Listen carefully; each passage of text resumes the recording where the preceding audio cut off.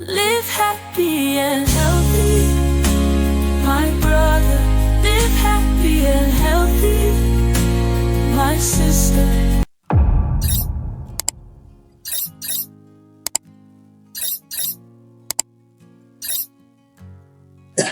Do you really need to eat 3 square meals a day?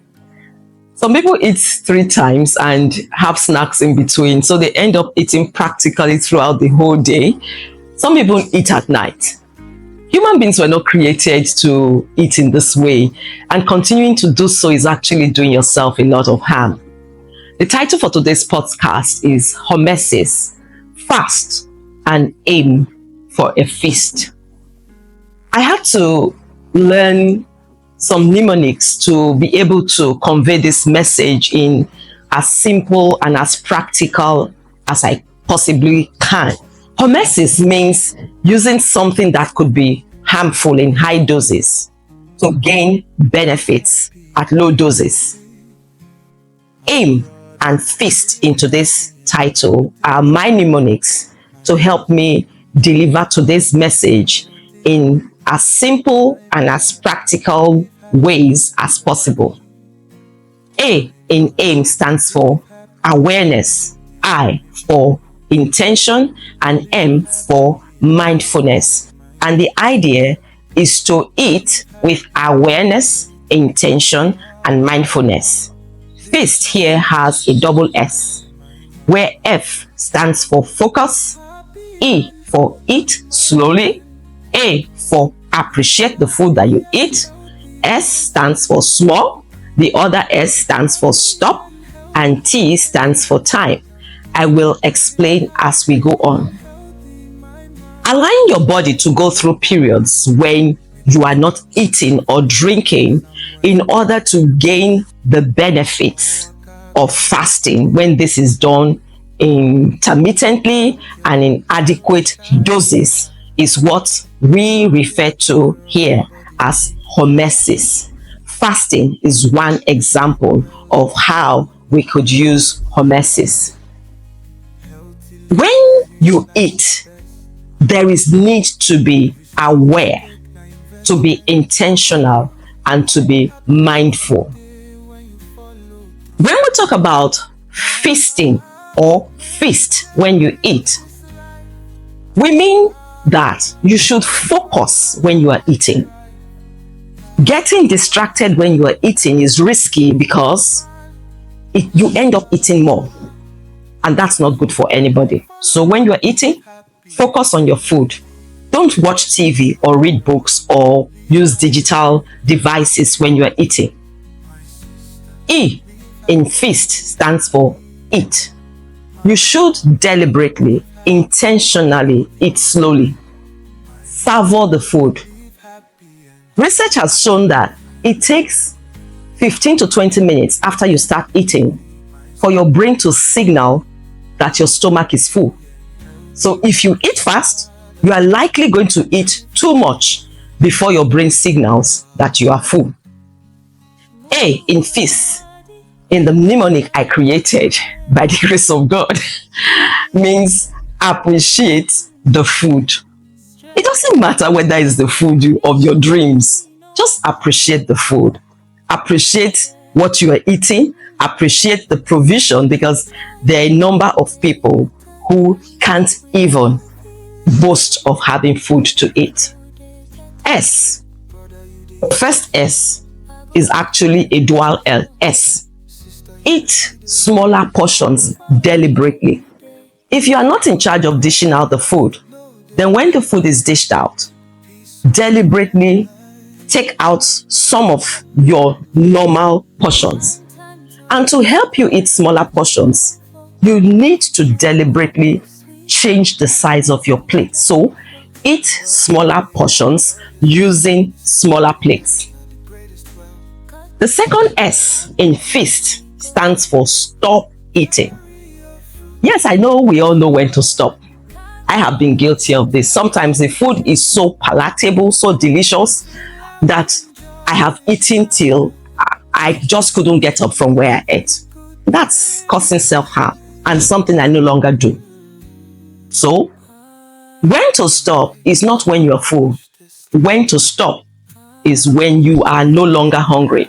If you remember the first podcast where we talked about the blue zones, you may remember the Japanese in Okinawa. Before every meal, they recite Hara Hashibu, reminding themselves to eat moderately, to eat to be 80%, not 100% full. The T in feast stands for time. Allow time in between your meals. The recommendation is a minimum of 8 hours between two meals, preferably 12 hours between one meal and the next. Question is, why should I fast? Has it ever occurred to you that the reason for the name breakfast is that there is an expectation that you would have fasted during the night? So the minimum expectation is that you are not eating during the night. So if you had dinner at 7 p.m. and you are having breakfast at 7 a.m., you have actually achieved a 12-hour fast. And it's something that I believe practically everyone, except there is a compelling contraindication, can achieve. The reason you should fast is because it has several benefits: physical, spiritual, and even environmental. When you fast, your heart health and blood pressure improve. Your physical performance, your thinking and memory, your weight improves. Fasting helps to lose weight. Fasting also reduces resistance to insulin. Insulin is the hormone that helps us to metabolize glucose. And one of the reasons people develop diabetes later in life is because of resistance to insulin. So even though they have insulin, it's as though they don't have. And one of the things fasting does is to reduce resistance to insulin. Fasting has been shown to reduce inflammation, and inflammation is what happens to the body in response to injury. Fasting also facilitates, stimulates the repair of damaged cells. It reduces the risk of chronic diseases like hypertension, diabetes, osteoarthritis, or immune-related diseases. I don't want to make it sound complex, but let's just say fasting reduces the risk of having diseases that don't go away. You know what? We talk about aging and biological versus chronological age. Your age, your last birthday, the age that you are going by the calendar is your chronological age. But how well you are aging is what we refer to when we're talking about biological age. And fasting has been shown to reduce or slow down your biological age. As I mentioned earlier, the benefits of fasting go beyond the benefits to the individual who is fasting, to others, and to the environment. I will elaborate. I found an interesting article published by Khaled Trabelsi and colleagues in the Frontiers of Nutrition in November 2022. It's a very long title, but part of the title reads Religious Fasting and its Impacts on Individual, Public and Planetary Health. This is an article, if you have the time, I would encourage you to read. The language is simple and you find it an interesting read. In that article, the authors talked about the benefits of fasting, not only for the individual, but also for public health, the environment, and the entire planet. One example is the fact that when people fast, the consumption of ultra-processed foods is reduced. Ultra-processed foods are foods that are made industrially using processes that degrade the environment. Examples are processed meats, sweet beverages, chocolates, frozen meals, fast foods, etc. So when people fast, there's less consumption of this, less demand for ultra-processed foods, and the individual benefits, the environment benefits, and the planet benefits.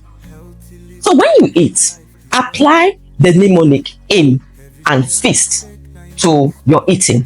Aim, again, means eat with awareness, intention, and mindfulness.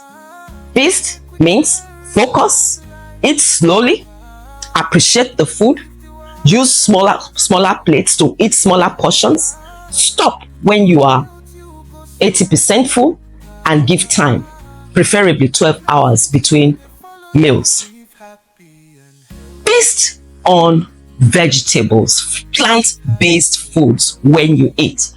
There is robust evidence that plant-based foods promote repair of tissues, reduce inflammation. This again reminds me of the Bible verse in Genesis chapter 1 verse 29, which says, I have given you every herb, every plant yielding seed that is on the surface of the entire earth, and every tree which has fruit in itself, yielding fruit, yielding seed, that shall be food for you. So it may sound intimidating when I tell you that the recommendation for plant-based eating is to aim to achieve eating 30 different plants per week and 3 to 5 colors, natural colors of fruits and vegetables every day. 30 different plants per week, yes. Think about tomatoes, pepper. Think about all the natural spices, garlic, onion, cinnamon, curry leaves, ginger, rosemary, thyme. Think about green tea, the different types of vegetables, and you're already counting about 15. Then think about yam, beans, rice, potatoes, plantain, groundnuts, coconut, etc. And you see garden eggs. You can see that it's not as difficult as it sounds. You can actually achieve eating up to 30 different plants every week. In the Christian faith, fasting is not an issue of if, it's an issue of when. Matthew chapter 6 verses 16 to 18 tell us when you fast. And there is a proviso there indicating that there is a reward for those who fast and who fast right. There's a right way to fast, and the standard is not to say you are fasting and then reserve all the food for when that fasting stops with your eye on the clock, because then you will actually be binging on food and be doing more harm than good. The standard that God has set for fasting is in Isaiah chapter 58 verses 7 and 8, for example. The whole chapter talks about fasting, but let me just focus on verse 7. When you fast, share your food with the hungry. Invite the poor into your home. Clothe the naked. Be available to your family. So this for me means that fasting is more than just about food. It's about doing good to your world, improving the world in which you live. And the benefits are not just physical, but also spiritual. Your light will break forth like the morning. Your healing will be speedy. Your godliness will lead you forward, and God's glory will protect you. Remember, please, that at the beginning we said that hormesis is using something that could be harmful at high doses to do good at low doses. So be careful. People have been known to get themselves into trouble by fasting inappropriately. Going without food, without water for 3 to 7 days, beyond 3 to 7 days may be dangerous. We are all different. You need to know who you are and how your body ticks. Please listen to advice from people who are competent to give advice if you have issues with fasting, or if you just want to start to practice the art of fasting. Like I said before, eating dinner at 7 p.m. and waiting till 7 a.m. to have breakfast is a good way to start. If you're diabetic, you're pregnant, or you are being treated for any chronic disease, please be sure to discuss your intention to fast intermittently with your doctor so that you can be properly guided. I hope you have found this episode helpful, and if you have, please subscribe to our YouTube channel. As you are aware, you may not be aware that it's free, because somebody actually asked me, I don't know how much it's going to cost, that's why I didn't subscribe. So it's free. We'd also like you to share the podcast and hit the notification button so that you stay updated on our latest videos. If you want to get more resources, then you could go to our website at itoaje.com. You can also connect with us on Facebook, Instagram, Spotify, Amazon, and Apple Music. It's always a pleasure to hear from you, and I'm looking forward to reading your comments in the comment section. See you next time. Live happy and healthy, my brother. Live happy and healthy, my sister.